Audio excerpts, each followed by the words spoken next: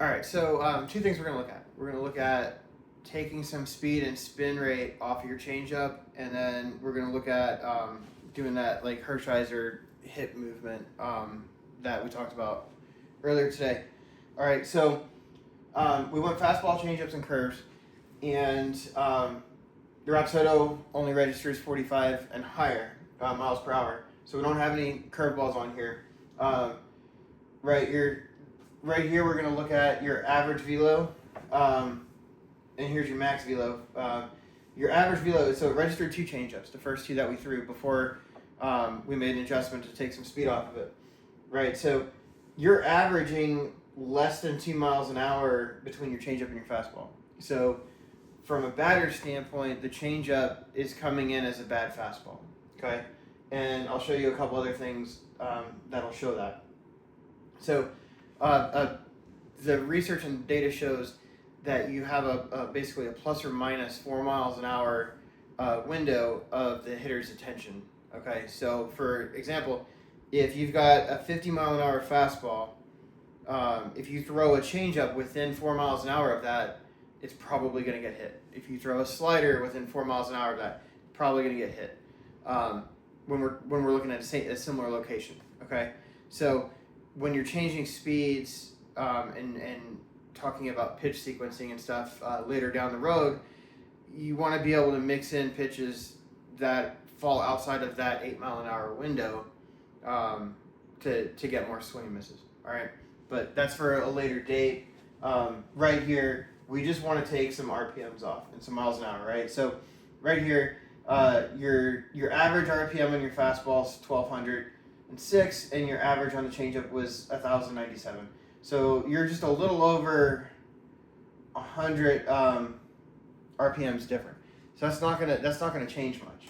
All right. If we go over here and we look at your movement spray chart, okay, you can see that. So the yellow one's the changeup, the red one's the fastball.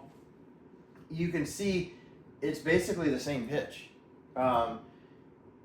and with it only coming in 2 miles an hour slower, it's just a slower version of that same pitch, and it's not slow enough to create a problem for the batter.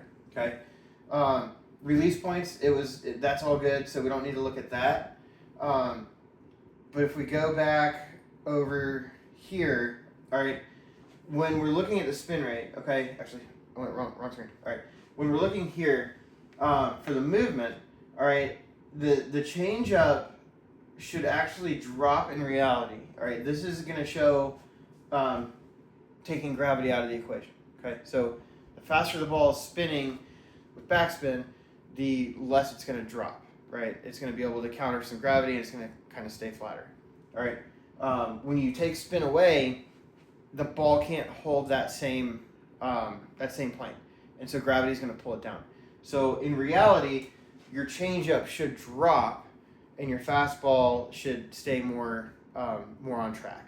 Okay, and you're not getting that because the RPMs are so close.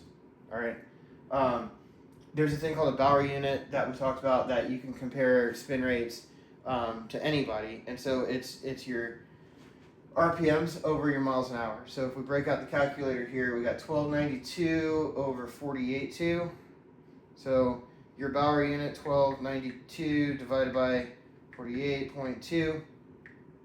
Your Bauer unit's a 26.8, right? 25 is the average. So if you have a high Bauer unit on your fastball, you want to keep the fastball higher in the zone. If you have a low Bauer unit, you want to keep it lower in the zone, right? Because the higher spin rate is going to create a pop-up or a fly ball. When it's high, a low spin rate, the ball's going to drop a little bit more, so you're going to get more rollovers and more ground balls. Okay, 26 isn't that far away from 25.